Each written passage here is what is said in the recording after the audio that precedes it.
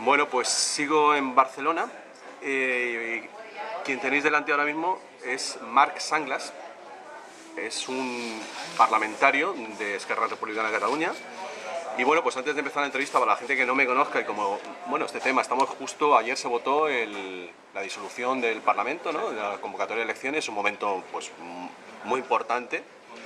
Y bueno, yo como quiero ser honesto en esta entrevista, que evidentemente va a tratar sobre el tema de la identidad, entre otras cosas, no solo, pues quiero reconocer que yo también tengo mi subjetividad, que es, bueno, yo nací en Donosti, en San Sebastián, hijo de madrileños, he crecido en Madrid y ahora mismo, pues, bueno, pues los últimos años he pasado como un mes en Barcelona y ahora este año he pasado casi 3 meses, entonces, bueno, me siento en Barcelona como en mi casa y tengo que decir antes de comenzar la entrevista, que sé que puede, bueno, va a levantar lo que tenga que levantar, que yo jamás me he sentido extraño aquí, que jamás he tenido ningún problema y bueno, que tengo amigos catalanoparlantes y bueno, hijos de migrantes también que hablan el catalán y jamás he tenido ningún problema, ¿vale? Eso para empezar.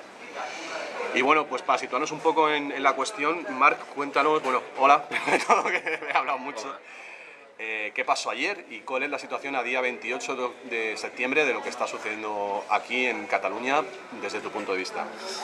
Pues ayer pasó que el Parlamento aprobó, entre otras resoluciones, una resolución acordó aprobar o celebrar un referéndum de autodeterminación la próxima legislatura.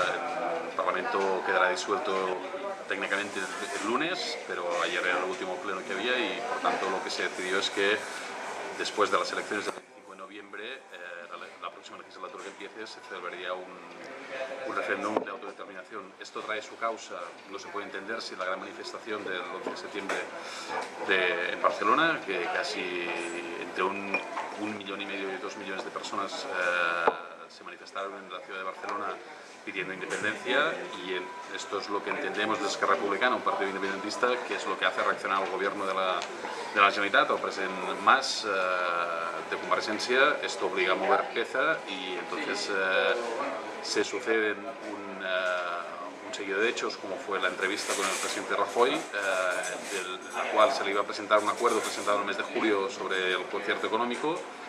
El portazo que recibió el presidente Mas por parte del presidente del gobierno español es lo que, juntamente con la manifestación del 11, es lo que motiva el avance electoral y el acuerdo que se tomó. Pero disculpa, ese referéndum se va a realizar sea cual sea el resultado de las elecciones. Si hay una mayoría que no quiere ese referéndum, se celebraría. O sea, la resolución es vinculante para el siguiente Parlamento. Entiendo que el próximo Parlamento será quien tomará la decisión de celebrar el Sí, pero no tiene que ser necesariamente vinculante esta decisión, ¿o sí? O sea, ya es una orden para... Es evidente que no, porque los ciudadanos están llamados a las urnas el 25 de noviembre para ratificar en cierta manera este acuerdo o no, y por tanto, en función del resultado que salga de las urnas el 25 de noviembre, veremos si los parlamentarios que adoptamos este acuerdo tenemos suficiente apoyo ciudadano a través de las urnas, cada una de las fuerzas políticas que dio apoyo, o al revés, los ciudadanos nos dan al revés y deciden dar otro color político al Parlamento.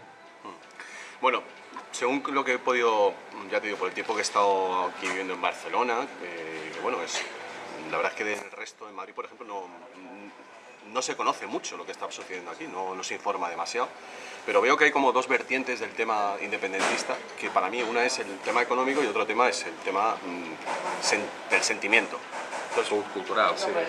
Podemos abordar las dos cosas y bueno, yo te voy a lanzar un dato que he encontrado sobre el tema de Madrid nos roba, que es un poco, bueno, uno de los argumentos que se está defendiendo ahora mismo el independentismo, que es que la Comunidad de Madrid aporta 66.000 millones. Bueno, primero de todo me he enterado que realmente no son las comunidades las que aportan dinero, sino que son los individuos de cada una y las empresas que están radicadas ahí. Entonces, en tanto en cuanto Madrid, Cataluña y País Vasco, por ejemplo, Navarra, son más ricas, pues aportan más. Pero lo que me he enterado es que Madrid aporta 66.000 millones y recibe 11.500. Mientras que Cataluña aporta 27.000 millones y recibe 16.000. Es decir, recibiría un 60% de lo que está aportando, mientras que Madrid, la Comunidad de Madrid, un 17%. ¿Qué tienes que decir a esta estadística? Pues que es evidente que los números se pueden hacer de muchas maneras, que es cierto que quien paga son los ciudadanos, pero los ciudadanos tienen una residencia en un territorio concreto. Es cierto pues, que las balanzas fiscales publicadas por el gobierno español ya no son nuestras, sino que los datos cantan que la aportación que hacen los ciudadanos de Cataluña en su conjunto en sus impuestos al Estado, hay ese diferencial que puede variar estos 16.000, 20.000 millones de euros, y que es evidente que los ciudadanos catalanes se sienten con un agravio comparativo muy grande, porque este dinero que pagan los ciudadanos no se repercute en Cataluña en infraestructuras, por ejemplo, que pudieran ayudar a su desarrollo económico. El caso más palpable, si acaso, es el de la Nacional 2, que hace años que se está intentando articular una alternativa a la autopista, porque para llegar a Girona no hay ninguna alternativa que no sea la autopista de peaje, y este proyecto está encallado durante años y años. Lo que hacen en otras comunidades, bueno, lo que decía, se puede jugar con los números. Yo diría que Madrid, quizás la Comunidad de Madrid, tiene un déficit, pero es evidente que siendo la capital de España hay muchas infraestructuras pagadas por el gobierno del Estado que no se computan como comunidad autónoma, pero que es cierto que sus ciudadanos pueden disfrutarlos. Por esto, y en definitiva, el expolio fiscal que nosotros hemos venido denunciando desde hace ya muchos años, la ciudadanía ha tomado conciencia. Es que Republicana hace 20 años que... Pero no es cierto, por ejemplo, que la concesión de las autopistas en Cataluña se renovó, se tenían que haber pagado ya hace 20 años y fue la Generalitat quien la renovó. A Abertis. Depende de qué autopistas. Yo eso es lo que he escuchado, que fue la Generalitat quien renovó ese concierto, que las autopistas están pagadas desde hace 20 o 30 años. Hay autopistas de peaje que son titulares de la Generalitat y hay otras que son titulares del Estado. Todas ellas, y esto lo hemos denunciado desde Esquerra Republicana, porque es cierto que Convergència y Unió en las autopistas de la Generalitat, antes de perder el gobierno de la Generalitat, la renovó de manera casi rápida y milagrosa, la renovó por 20 años, antes de hacer el cambio de gobierno en el año 2003. Las otras autopistas son titulares del Estado y seguimos pasando lo mismo. El agravio comparativo que tienen los ciudadanos de Cataluña es que el Estado ha invertido mucho dinero en autovías en otros puntos del Estado y en cambio no ha tenido la capacidad o la voluntad de invertir en el rescate de estas autopistas, que desde Esquerra Republicana siempre hemos venido defendiendo que se debía hacer.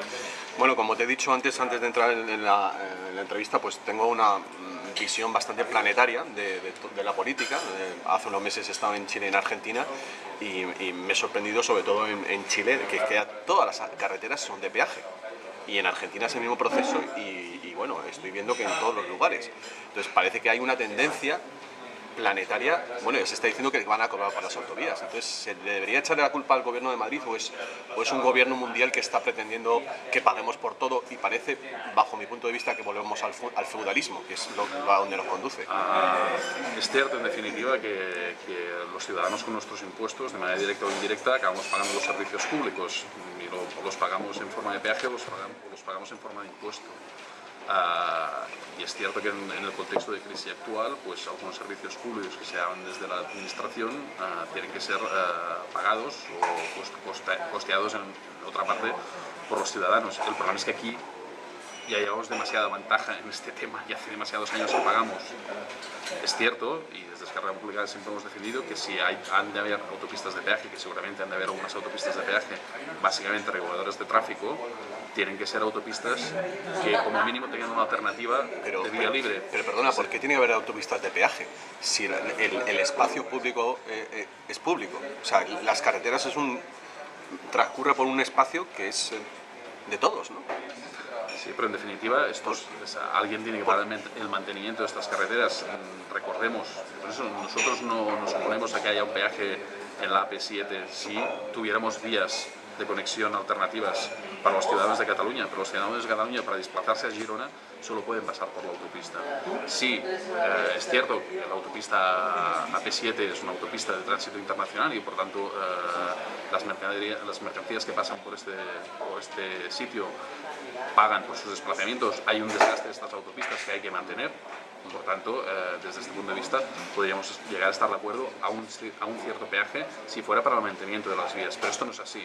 El dinero, el beneficio que se obtiene de las autopistas y autovías sirve básicamente para crear beneficios a grandes corporaciones. Y en eso es donde no estamos de acuerdo nosotros. Podemos estar de acuerdo en que haya que de alguna manera u otra financiar, y podríamos llegar a estar de acuerdo que quien use la vía financie el gasto, y el gasto que supone pues generar las vías, porque de alguna manera u otra hay que hacerlo, pero lo que no estamos de acuerdo es que esto genere beneficios enormes, extraordinarios y a miles para unos señores, y que después los ciudadanos no puedan tener alternativas de desplazamiento gratuitas. Pero ¿cambiaría esto con la independencia catalana si, según el señor Félix Millet, hay 400 familias que gobiernan Cataluña desde hace siglos y se reparten todos los grandes negocios? ¿No se volvería a repartir esa misma gente con la independencia catalana ese negocio? Nosotros desde Esquerra defendemos la construcción de un Estado, pero también somos un partido de izquierdas y por tanto lo que pedimos también es un cambio social. No nos conformamos solo con tener un territorio o una nación propia y unas instituciones para autogobierno, sino que entendemos que el modelo impuesto por Convergencia en muchos aspectos no es favorable. No hay que favorecer, tenemos que hay que tender a la igualdad de los ciudadanos. Por eso, cuando nosotros estuvimos en el gobierno, trabajamos de manera ingente en la educación, por ejemplo.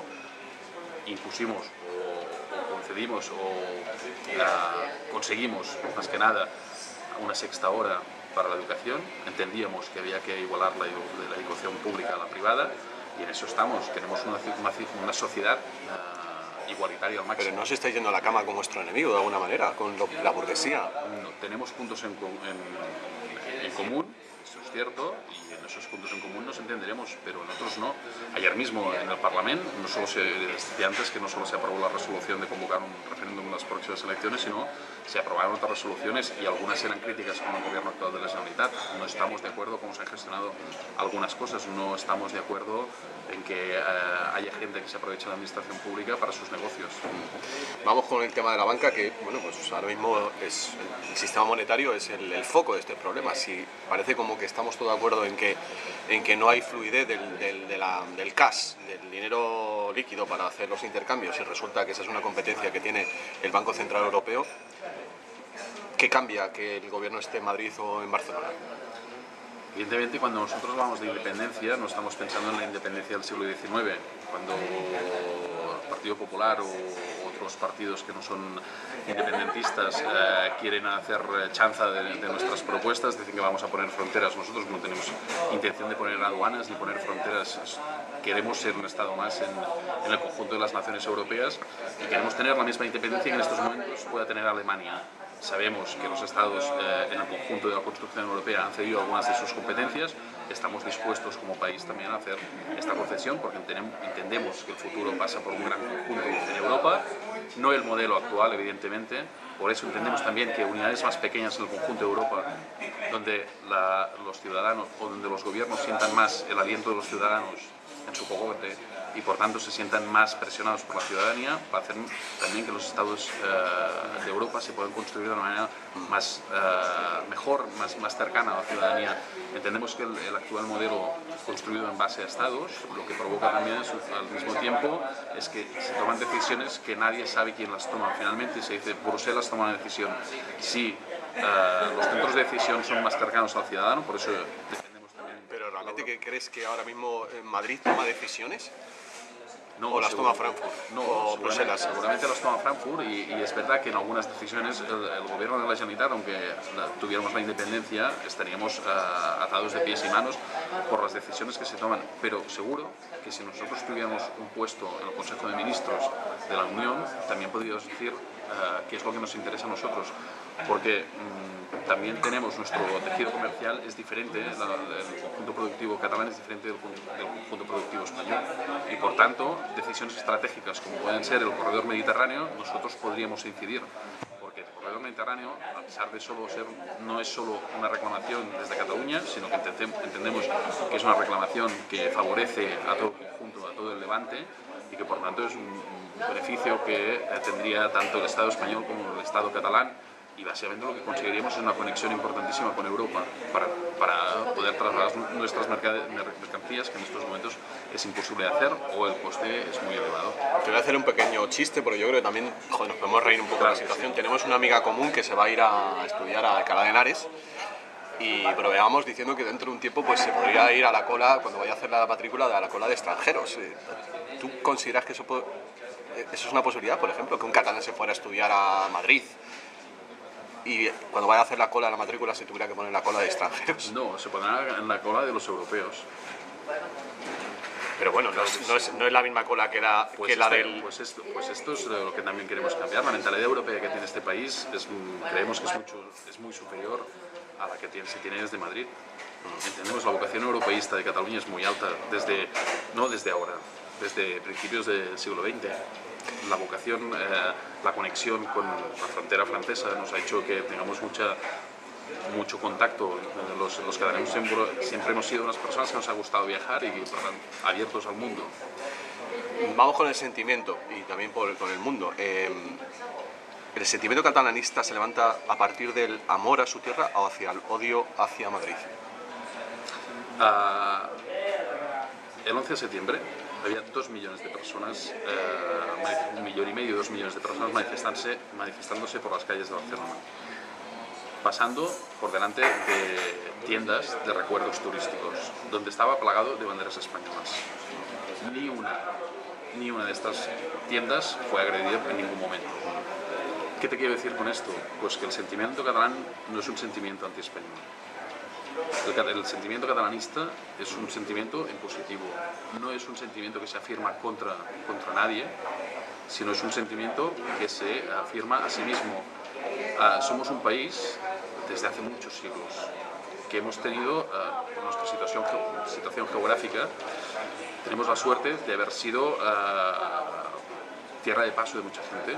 Y aquí, pues desde los griegos, ahora los romanos, pasando por los francos, los árabes, y en esta tierra siempre ha sido tierra de acogida. Es interesante el tema histórico, porque claro, la corona de Aragón, Cataluña, ¿dónde acaba una y dónde empieza otra? Perdona, déjame terminar con el tema anterior. Configura una manera de ser de los catalanes que somos tierra de acogida. Y por tanto, en estos momentos, solo un 20% de los catalanes tienen sus 4 parientes, hasta sus abuelos, los 6, nacidos en Cataluña. El otro 80% de la población, entre los cuales me incluyo, tenemos orígenes, alguna conexión con el Estado español. Y no pasa nada. Pero ¿esa es una conexión o una parte de tu ser también? No, forma parte del momento. Esto es lo que nos ha permitido también no generar un sentimiento de odio contra los españoles. Pero cuando dices que tienes una parte de tu sangre un lugar del Estado español, como lo queramos llamar, lo podemos llamar de Iberia también, ¿por qué esa parte de ti no eres tú y solo es la parte catalana? Porque yo he crecido y me he educado en esta tierra y siempre ha sido una tierra de acogida. Yo me he educado aquí con unos valores, he respetado siempre, en este caso era mi abuelo, era nacido en Cuenca, he respetado siempre, pero los valores que yo me he ido educando, con otros compañeros también, con raíces en el Estado español y no pasa absolutamente nada. ¿Tú no crees, Marc, que los valores son universales, son humanos y no son de una tierra?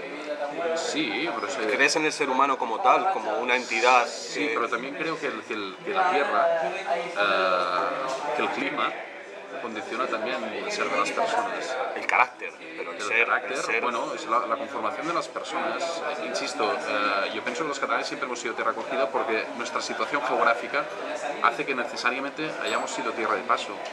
Y eso ha hecho, a diferencia seguramente de otros territorios que puedan ser más inhóspitos, pues ha conformado un carácter muy abierto y esto ha hecho que los catalanes vayamos configurando este carácter que digamos que consta en el ADN, pero es unos valores, los valores del pacto, del entendimiento, del buen hacer. Y me gusta poner siempre un ejemplo. El Parlamento de Cataluña en estos momentos tiene 7 partidos políticos. Y esto se reproduce en diferentes ayuntamientos de Cataluña. ¿Qué quiere decir esto desde mi punto de vista? Negociación, pacto, entendimiento, no imposición de una posición sobre la otra, sino negociación constante. ¿Qué podemos observar en otros territorios del Estado o en otras partes del Estado? La cuestión es blanca o negra. O ganan unos o ganan los otros.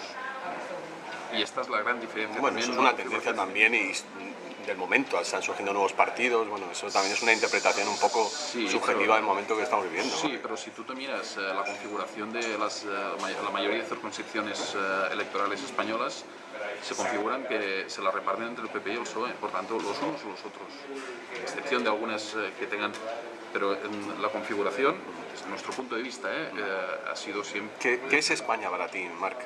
España, un país en el cual hemos de tener muy buenas relaciones. Pero cuando piensas en España, piensas que hay un gallego, un asturiano. Si yo te digo que España es una unión de pueblos, por ejemplo, ¿te choca esa idea? De pueblos ibéricos, la noción de Iberia, por ejemplo... Esta visión no es cierta. Iberia, el pueblo ibero, ¿tiene alguna connotación para ti? No, más allá de los años 30, ¿no? Cuando realmente alguien en el Estado español creyó que se podía trabajar y... Pero la existencia del pueblo ibero es anterior a los romanos. Sí, y todos los pueblos... Pero la configuración después de estados, de naciones existentes en cada uno de los lugares territoriales, esto es lo que ha configurado. ¿No crees, insisto, que a lo largo de la historia ha habido un contacto entre todos los pueblos ibéricos y se han sentido de alguna manera hermanados por esa realidad geográfica que es la península ibérica? Sí, puede ser, pero no suficiente hermanado seguramente como para que haya entendimiento, sobre todo porque durante los últimos siglos el entendimiento ha sido forzado por la Gran Castilla a base de las armas, no ha sido a base de un acuerdo real, existente, de pacto. En 1714, yo explico la historia porque en definitiva también es interesante. Forma parte. En 1714 Cataluña se pone al lado de los austriacistas porque estos reconocen las instituciones catalanas. La guerra se pierde en 1714 y los Borbones imponen sus instituciones, eliminan todas las instituciones catalanas, prohíben el catalán. Por esto es imposible el entendimiento en estos momentos. Es difícil, imposible nunca hay nada imposible, pero es difícil el entendimiento cuando desde la Gran Castilla lo único que se ha entendido es la imposición de su modelo de ser en cuanto a instituciones y en cuanto a régimen lingüístico que no ha permitido desarrollar una manera de ser. Y esto se ha ido repitiendo. Si hablo en 1714 parece que estemos, no es una cuestión. Esto se ha ido sucediendo después y es lo mismo que pasó en el año 36. Cuando esta configuración ibérica que tú planteabas parecía que había un entendimiento, un cierto reconocimiento de unas ciertas peculiaridades territoriales, como podía ser Galicia, Euskadi y Cataluña, hubo alguien que no le gustó la cosa y se pasó... A ver, yo este tema no lo conocía, sinceramente, me he empezado a informar desde hace unas semanas, pero hay una visión de este hecho de 1714 que dice que en realidad fue una batalla entre dos castas monárquicas, los Borbones y los Austrias, y que en esa batalla, en ese año 1714, también Castilla perdió sus fueros, que fue, esto lo dice Félix Rodrigo Mora, que es un liberpensador anarquista, y lo que está explicando es que fue un modelo de concentración del poder en el cual todos los pueblos perdieron sus fueros, salvo Navarra y el País Vasco. O sea, que no solo le ocurrió a los catalanes, le ocurrió también a Castilla, que también Castilla, esa visión, Castilla es un tío de Valladolid y de un pueblo de no sé dónde, y también perdieron, o sea, hubo una concentración del poder en manos de la oligarquía, en definitiva. La misma oligarquía. Seguramente, pero insisto, en Cataluña no teníamos reyes, nunca habíamos tenido reyes, teníamos príncipes. Príncipes que a diferencia de otros territorios pactaban con los diferentes estamentos las constituciones. El príncipe tenía que jugar las constituciones que los diferentes estamentos le imponían. Pero no deja de ser un aristócrata. En definitiva es la historia que ha habido en Europa, pero siempre, insisto, basada en el pacto, basado en la sumisión a unos acuerdos que los brazos acordaban y el rey se sometía, a diferencia de lo que pasó después de reyes absolutistas que imponían su voluntad. Y eso es lo que pasó en 1714. Sí, pero entonces eso no tiene que ver con el pueblo español, sino con los monarcas. Es una cosa entre oligarquías, insisto. Pero en definitiva, lo que ha ido pasando a lo largo de la historia, estos 300 años seguramente que es el de mayor configuración de la situación de los estados en la península ibérica, es que la reacción del poder central, tú decías, esto puso una centralización hacia Madrid de muchas cosas, los catalanes siempre se han llevado la peor parte. Y esto es una cosa que ha ido pasando de generación en generación. Pero no solo de las generaciones, no tenemos un recuerdo romántico que queremos recuperar el espíritu de 1714, esto es mentira. Cataluña es un país moderno. Perdona, Marc, pero ¿cómo se puede pensar que...? Miramos adelante, nosotros somos el independentismo catalán es inclusivo, es muy inclusivo. Si el independentismo catalán no fuera inclusivo, el día 11 de septiembre no hubiera habido en las calles de Barcelona 1,5 millones de personas, muchas de ellas castellano hablantes, que ven que hablen la lengua que hablen, el agravio comparativo desde Madrid hacia Cataluña o hacia los ciudadanos de Cataluña, dígale, hay un sentimiento de comunidad y eso es un intangible, difícil muchas veces de verbalizar, pero tenemos nuestras instituciones propias y la gente se siente en un territorio, a pesar de que sea cada uno de los ciudadanos quien paga sus impuestos, pero sí que en general no es que haya una ciudadanía en concreto que sea maltratada, sino los catalanes,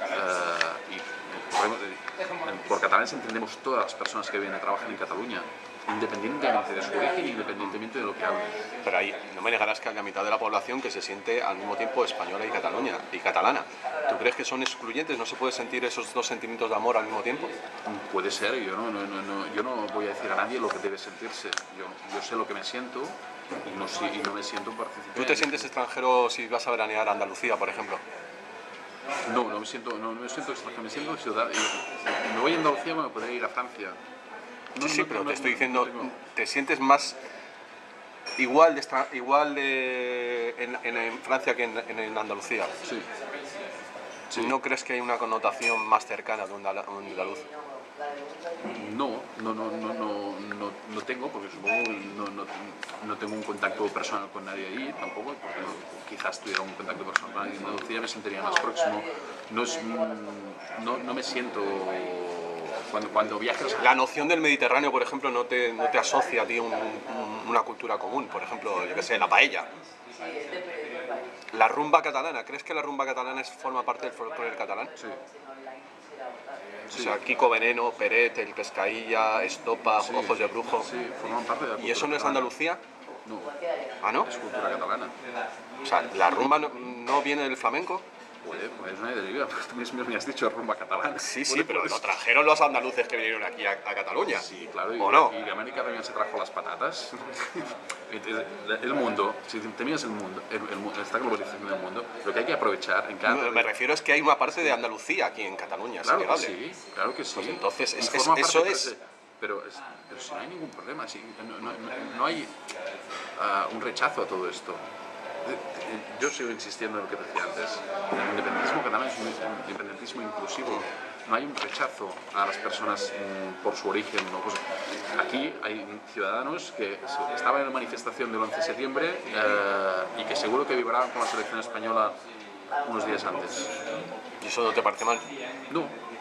Forma parte de la realidad. Tenemos la realidad y por tanto hay que adaptar. El poder político tiene que adaptarse a la realidad que tiene el país. También hay que escuchar a los ciudadanos.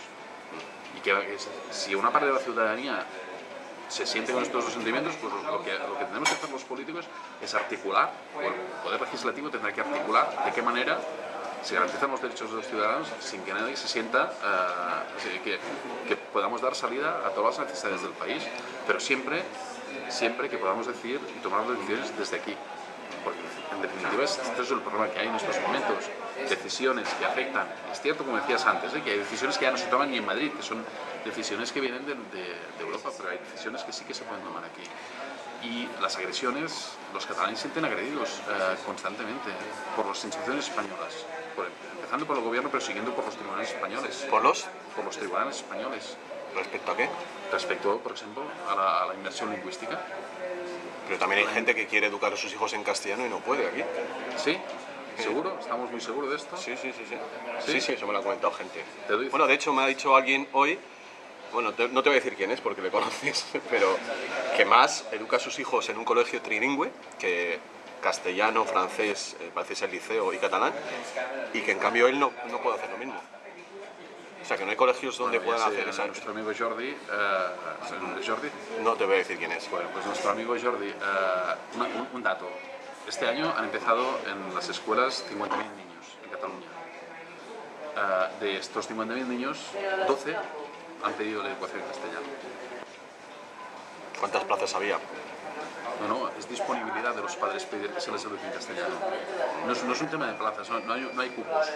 No hay cupos. Los padres tienen que pedir si quieren que sus hijos sean educados en lengua castellana o en lengua catalana. No sé, no te puedo... Desconozco ese dato. Te lo digo, de los 50.000 niños inscritos en plazas de los colegios catalanes, de los que empezaban, de los nuevos inscritos, de estos 50.000 niños, solo 12 han pedido la educación en castellano. Esto es lo que hay gente que no puede acabar de entender. Que gente que tiene sus orígenes fuera de Cataluña, cuando llega aquí, quiere que sus hijos sean educados en catalán. Y esto hay gente que le cuesta entender, pero es así. Cuando hay algunos programas de algunas televisiones españolas que venden o intentan hacer ver que en Cataluña se persigue a los castellanohablantes, los mismos castellanohablantes se ponen las manos en la cabeza, porque se está vendiendo una cosa que no es. No hay represión lingüística en Cataluña. O sea, hay mucha gente que pide ser educada en catalán y de la lengua. Por tanto, que haya unas sentencias desde este punto que intenten, del Poder Judicial Español, que intenten romper este modelo de convivencia lingüística, en definitiva, esto es lo que hay, un modelo de convivencia lingüística. Esto es lo que ha permitido, y esto es una de las cosas buenas que hizo Convergencia en los años 80, es hacer una escuela inclusiva, de una sola línea y un modelo de inmersión lingüística, que los niños, a temprana edad, dominan las dos lenguas.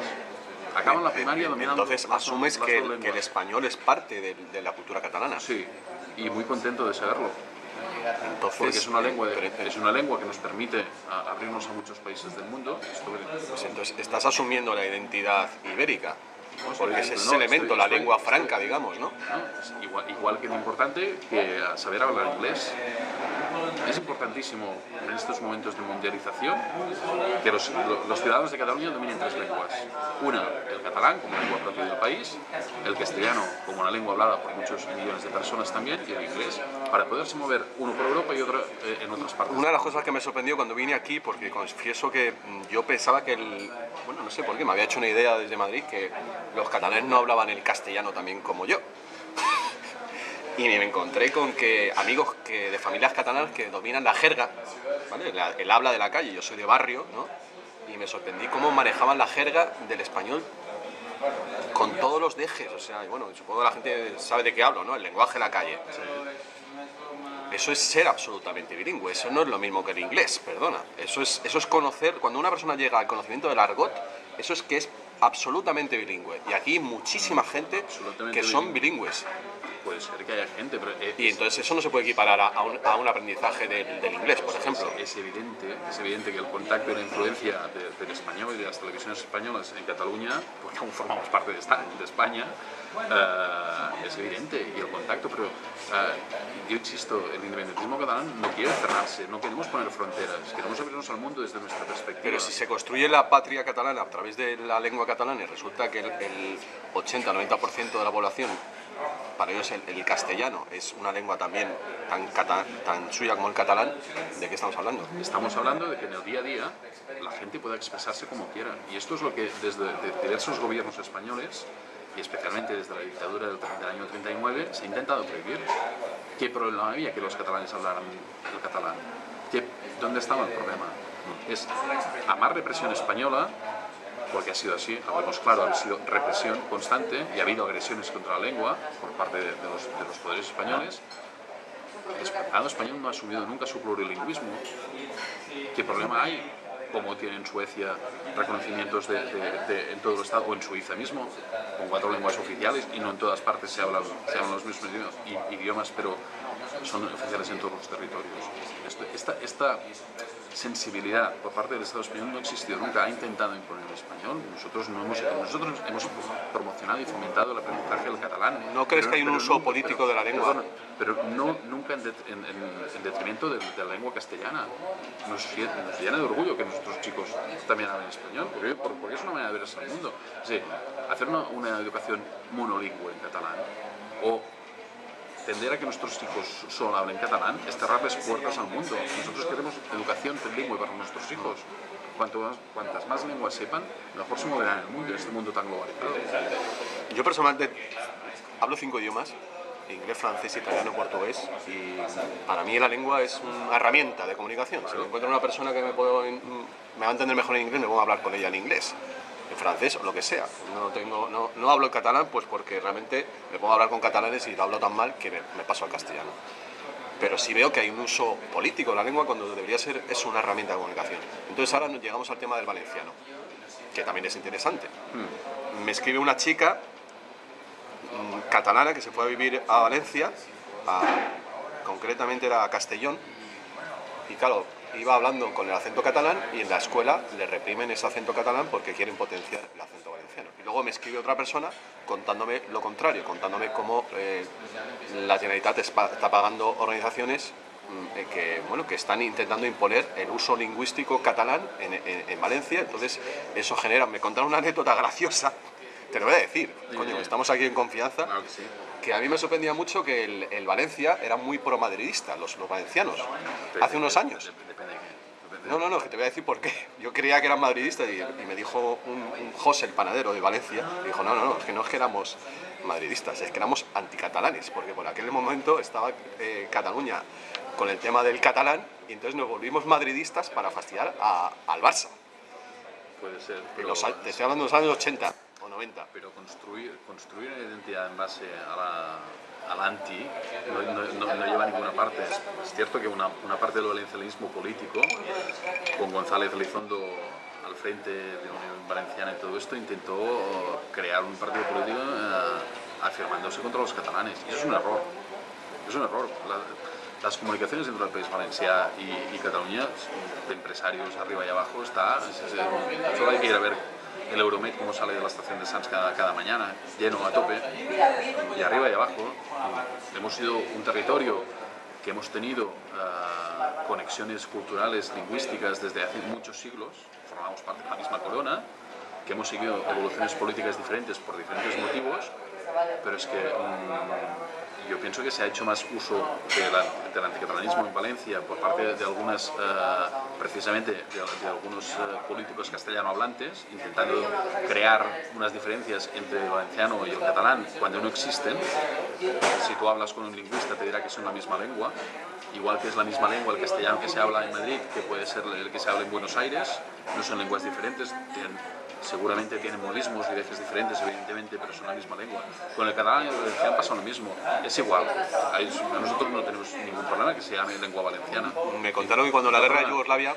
El problema está en cuando alguien quiere darle carácter de lengua diferenciada del catalán, porque es una aberración técnica, es una aberración científica. Eso sí que es una politización. Bueno, es una reacción a lo que llaman el imperialismo catalán, ¿no? Están defendiendo su identidad porque parece que quieren implantar Cataluña, absorberla, ¿no? Eso es lo que se dice. Nosotros, yo, desde Esquerra Republicana defendemos la existencia de lo que llamamos los països catalans. ¿Pero por qué catalán si no valencianos? Porque tradicionalmente se han llamado así.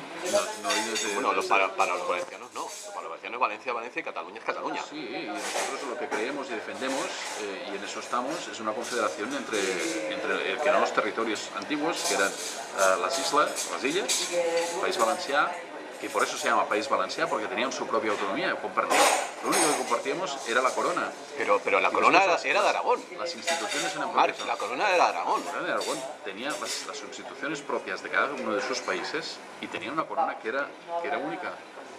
¿No? Y Aragón formaba parte de esta, también con sus instituciones. ¿Pero por qué se llamaba corona de Aragón entonces? Se supone que era Aragón, el núcleo, ¿no? Zaragoza. Corona catalonesa, catalano-aragonesa, ¿no? Digo yo. Yo siempre estudio la corona de Aragón. Bueno, por algunas cuestiones quizás intentaron hacer ver que los catalanes no existíamos por ninguna parte. Yo lo que veo, en mi concepción del planeta sin fronteras, te lo digo de verdad, bueno, hay relaciones, evidentemente hay una relación especial entre la Cataluña de un lado y el otro de Pirineos, es evidente, entre Cataluña y Valencia, entre Cataluña y una parte de Aragón, pero luego hay otra parte de Aragón que es muy próxima a Navarra, y Navarra es muy próxima al País Vasco, y Vizcaya está con Cantabria, con Castro-Ordiales. Los cántabros tienen algo que ver con los asturianos con los leoneses, el Bierzo con Galicia. no es cierto que todas las tierras, o sea, es una urdimbre de sentimientos y que la Tierra realmente es Tierra, más que le ponemos nombres, pero realmente la Tierra, es una, ¿no? El planeta Tierra es uno. Sí, evidentemente, pero las personas crecen de una manera y se tienden a formar una comunidad y cada uno se siente de una comunidad en concreta y esto sí, la autoafirmación no tiene que pasar por la negación del otro y las relaciones de buen vecindaje entre los territorios es normal.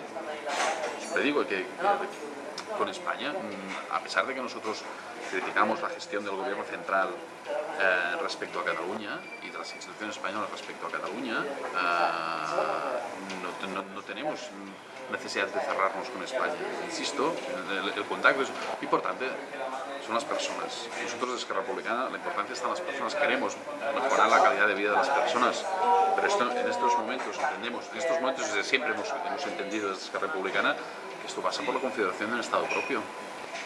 Porque entendemos que algunas calidades de vida pasan también porque las decisiones se pueden tomar aquí y no hayamos de estar constantemente pendientes de las agresiones que nos vienen externas.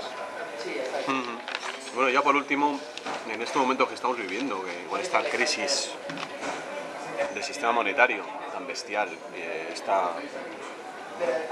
no se sabe muy bien por dónde tirar, ¿no? El planeta Tierra. Sí, estamos en un momento de crisis.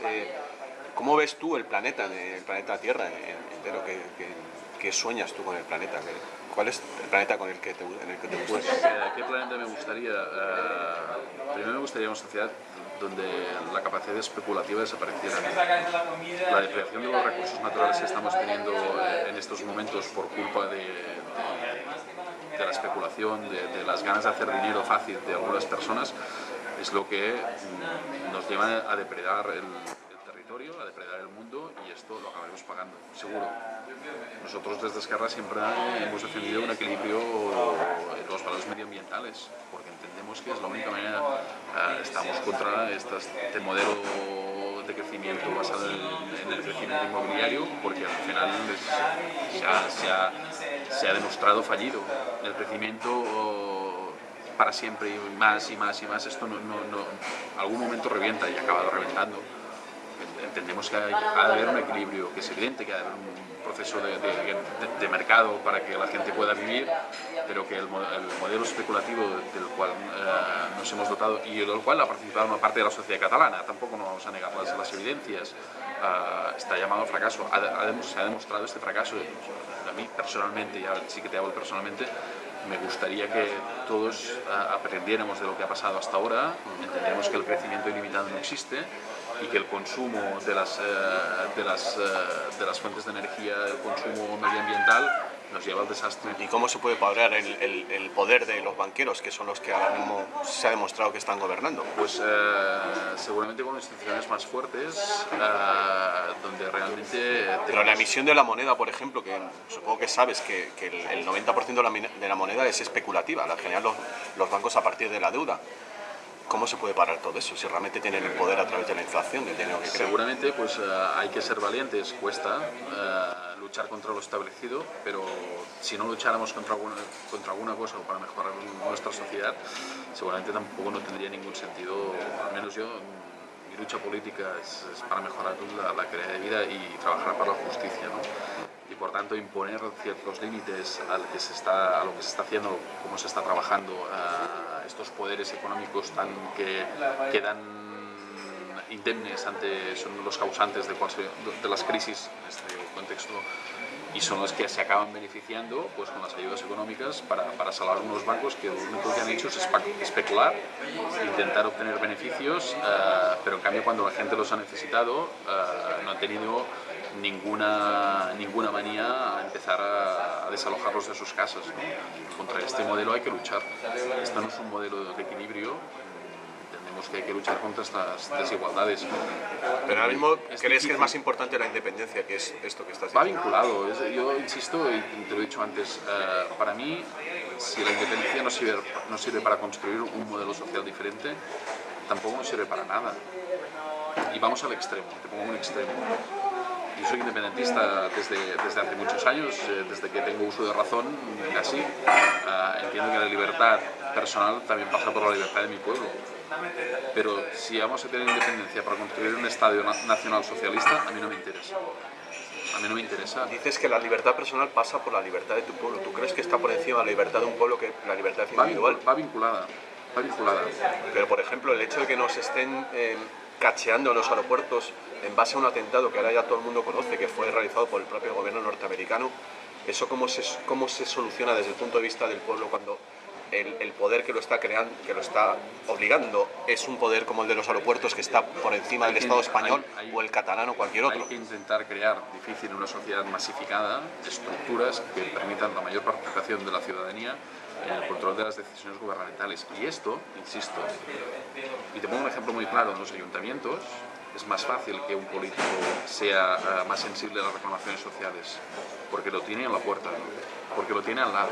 Y cuando estas decisiones se toman cerca de la ciudadanía, seguramente se acierta más. Cuanto más se aleja el punto de decisión de poder de los ciudadanos a los que puede afectar, seguramente no hay tanta sensibilidad. Sí, pero Marc, ¿cómo se puede luchar contra la paranoia cuando los medios de comunicación que la crean para obligar para justificar el recorte de libertad están controlados por 4 poderes? Y no son los votantes de Esquerra, me temo, que sean los que lo controlan. Volvemos a lo mismo. O sea, está el poder más arriba del área local o nacional. Es evidente, pero insisto que el control, cuanto más cerca esté del ciudadano, es mejor. Cuando el ciudadano pueda controlar exactamente, por eso estamos por el tema de las listas, por el sistema de listas abiertas, estamos por un mayor control de la ciudadanía sobre las decisiones políticas. Que al final, como decías antes, en un mundo globalizado, las decisiones políticas muchas veces los gobernantes se encuentran también atados de pies y manos, porque el conjunto de la globalización, que ha tenido efectos muy positivos en cuanto a apertura del mundo, lo que ha acabado provocando también es que esta globalización, el control se pierda. Es decir, lo que decía antes, decisiones. La decisión la ha tomado Bruselas. ¿Pero quién es Bruselas? Bruselas no deja de ser un nombre que nadie le pone una cara. Perdona, Marc, ¿y por qué entonces Esquerra Republicana de Cataluña, que ha estado en el poder, no se ha atrevido a decirlo? Hay cosas que no podemos hacer porque se nos escapan. Yo no lo he oído decir. Hemos intentado transformar algunas de las estructuras. Hemos intentado, por ejemplo... Bueno, pero hacer un acto de honestidad y decir, mira, esto lo deciden ahí en Bruselas, nosotros no podemos hacer nada. Hay temas que nosotros hemos intentado influenciar, por ejemplo, en el control de los medios de comunicación. Dimos entrada a la participación de los profesionales en el control de los medios públicos, que no quedara solo en manos de la clase política. Intentamos dar participación, cuando decimos participación de la ciudadanía, puede ser participación individual, pero también participación a través de sus organizaciones. Pero es difícil en algunas cosas transformarlas, cualquier transformación social, en un momento en que las revoluciones son difíciles de hacer, pero sí que hay que hacer evoluciones importantes, y en eso estamos. Y no porque sea difícil, vamos a dejar de trabajar por ello, y en eso y aquellos que creemos en la política como el arte de transformación de la realidad, y por eso nos dedicamos, pues en ello estamos, aunque sea difícil y a veces te des de bruces contra una pared, pero bueno, los retos nunca son fáciles. Bueno, pues esta era un poco la entrevista que te quería hacer. Creo que te he hablado también, hemos hablado de Hispanoamérica también. ¿Cómo te sientes tú en Hispanoamérica? ¿Has ido alguna vez a Hispanoamérica? Sí, de muy pequeñito, pero sí. ¿Te sientes raro por hablar en español allí? No, es que yo no me siento raro. Yo, como decía antes, como decías tú, aquello que sirva para entenderse, intentando que se me respete a mí también. Pero evidentemente, si yo a una persona castellano parlante o castellano hablante en Cataluña entiende el catalán, es un acto de libertad personal que él hable en castellano y yo hable en catalán. Yo solo pedimos esto, yo no obligaré a nadie a hablar una lengua, pero tampoco quiero que me obliguen a mí. Por tanto, insisto, la lengua es un elemento de comunicación. Si con una persona nos entendemos mejor en inglés, hablaremos en inglés, y si es en castellano, será en castellano. No vamos a hacer, pero en todo caso, el elemento de libertad personal pienso que también es importante, y esto es lo que en Cataluña algunas personas no han querido entender, y parece que haya una obligación. He encontrado en casos de estar hablando con una persona castellano parlante en Cataluña, que entiende perfectamente la lengua catalana, hablar hablando él en castellano y yo en catalán, y ser recriminado por una persona castellanoparlante de qué hacía, qué falta de respeto esto era. Pero ¿no será que esa paranoia lo están creando los medios también? No sé si son los medios, seguramente. Quizás la sociedad española recibe unos inputs de Cataluña que no corresponden. Te voy a hacer una pregunta al inconsciente o sobre el inconsciente colectivo. Te va a parecer un poco absurda, pero ¿hasta qué punto la disputa entre el Madrid y el Barça está generando mucho enconamiento entre Madrid y Barcelona? ¿Crees que el fútbol puede estar contribuyendo también a separar a la gente? No, yo pienso que el fútbol como tal seguramente es... Pero el fútbol en el enfrentamiento Madrid-Barcelona, que todos sabemos, bueno, es planetario. Es que todo el mundo, bueno, tú le vas a Guatemala y cuando hay un Madrid-Barça se pone... O sea, yo he alucinado. Es que en todas las países del planeta el enfrentamiento entre Madrid y Barcelona es más importante que lo que pasa en su país. Bueno, yo pienso que seguramente las rivalidades futbolísticas han servido en su momento para también sacar problemas sociales, ¿no? Tenemos a la gente, alguien ha intentado tener a la gente entretenida con el fútbol y así no se piensa en otras cosas. Y seguramente, pues... ¿Eres consciente de eso tú? Sí, sí. Yo pienso que hay un uso también del fútbol. Sí, hay un uso. Lo que pasa es que esto también lleva sus tradiciones y han pasado cosas. Es cierto que es General Primo de Rivera cerró el campo del Barça porque se cantó los segadors. Y esto, que hace casi 100 años, 90, pues claro, esto marca también. Y la configuración, formamos parte de la historia y la historia nos influye. El español de Barcelona no lleva este nombre por casualidad. ¿Cuál era el anterior? El Español de Barcelona, el Barça se crea en el año 1899 por Joan Gamper, un suizo afincado en Barcelona, a partir de sus amigos extranjeros, y toman los colores del equipo suizo. El Español de Barcelona nace como contraposición al Barça, creado por militares españoles, y por eso utilizan ese nombre. Por tanto, no es nuevo la utilización política del deporte. Es un deporte de masas. ¿Por qué el Barça ha representado durante muchos años el catalanismo? Porque era la única manera que tenían los catalanes de expresarse de una manera, porque no podían dar salida política, porque había una represión por parte de un régimen dictatorial, y seguramente fue la válvula de escape para muchos, para expresar. Y que hay una historia, insisto... Bueno, y a Laporta le ha servido también para iniciar una carrera política, tipo Berlusconi. También, pero bueno, es representativo, y va a ser representativo también de la catalanidad del país, que muchas veces no podía expresarse. Me ha faltado un tema de la política catalana, ahora que citamos a Laporta. En esta nueva situación en la cual el PSC se parece independentista y Iniciativa per Catalunya parece que también, ¿os vais a acabar uniendo todos o qué? ¿O vais a absorber a Iniciativa y al PSC o qué? Lo del PSC independentista depende de quién se lo preguntes, ¿eh? Yo diría que a alguien se le pondrían los pelos de punta. No, pues vamos a vivir con normalidad. Pero entonces, ¿qué diferencia va a haber entre Iniciativa per Catalunya y Esquerra Republicana si Iniciativa se vuelve independentista? Bueno, si sois de izquierdas y independentistas los dos, tenéis que uniros, ¿no? Bueno, pues quién dice que no en el futuro. Puede pasar de todo. La política, la sociedad evoluciona y por tanto... ¿Ha habido algún contacto de este tipo? Bueno, ha habido contactos siempre y tenemos más relaciones con Iniciativa y también con el PSC, con Convergencia. Hay elementos comunes, ¿eh? Me decías antes con Convergencia, hay elementos comunes y otros que nos separan, y seguramente pues, en función de cómo evoluciona la sociedad catalana, pues será necesario buscar otros instrumentos para expresar la pluralidad y el interés político que pueda haber. Muy bien, Marc, sé que te tienes que marchar. Creo que me siento contento en la entrevista por poder hablar de estas cosas que parece que no se pueden hablar. Entonces yo creo que entre otras cosas le puede servir a la gente que vea la entrevista pues para perder el miedo de hablar de las cosas, porque al final muchas veces nos creamos los problemas pensando en la reacción que va a tener otro. Y mira, pues te he hecho estas preguntas, no sabía cómo te ibas a tomar algunas y bueno, pues aquí está la entrevista. Bueno, yo pienso que la importancia de las personas es buscar, poderse expresar, buscar puntos de entendimiento, que en definitiva... Sí, pero entiendes que hay una especie de autocensura, ¿no? De qué va a pensar este de mí si yo digo esto, de un lado y de otro, ¿no? Sí, seguramente, pero yo pienso que porque en una sociedad reprimida durante muchos años, en este sentido compartimos con el Estado español una dictadura de 40 años, que seguramente no tuvo las mismas afectaciones en un sitio que en otro, pero es evidente que la represión política ha supuesto... Perdona, Marc, pero esto no puedo evitar decírtelo, pero ¿no crees que la mayor represión que vive ahora mismo el ser humano es la telebasura? ¿Hay alguna represión mayor que toda la mierda que nos comemos por la televisión? No, es evidente. En principio hay una libertad para escoger los canales. Después quedas asombrado de que haya ciertos canales y eso es planetario. y ciertos productos o ciertos programas televisivos que tengan unos índices de audiencia. Sí, pero viajas por el mundo y son los mismos programas. El Gran Hermano, los reality shows están por todas partes. Sí, qué casualidad, sí, ¿no? sí, Están atentando un poco contra la conciencia del ser humano y da igual que estés en Cataluña, en Valencia, en Madrid, en Colombia o en Venezuela. Ahí está, yo te digo, el modelo social, que seguramente la globalización ha hecho que sea muy repetitivo en una parte y otra del mundo, el modelo es este que hay que cambiar. El plan del nuevo orden mundial. Hay una élite que tiene un plan para la humanidad que es quitar el dinero yo insisto, con tantisonante.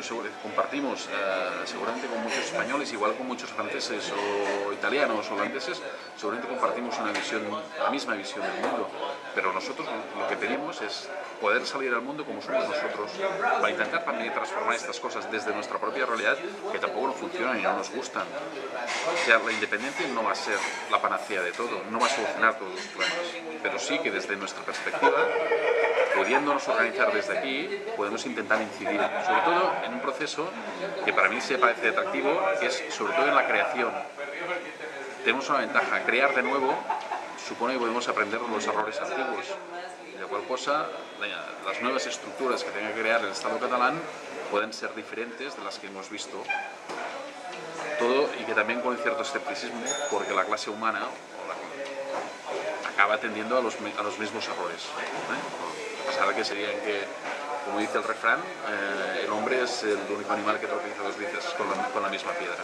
Bueno, pues nada, como mucha de la gente que ve estas entrevistas colaboró para hacer este periódico, que saqué hace 4 años, te voy a hacer entrega de un Jaque Mate, Muy bien. que es un periódico, el único periódico en el mundo que solo saldrá una sola vez. Solo salió esa edición y bueno, curiosamente se imprimió en Gerona. Muy bien. Y bueno, se sacaron 175.000 ejemplares y te hago entrega de uno de los pocos que quedan ya. Bueno, Muy bien. que te lo leas. Muchísimas gracias. Y bueno, pues lo que digo, vamos a empezar a hablar todos de estos temas. Perfecto. Con libertad. Muchas gracias. Muchas gracias. Muchas gracias.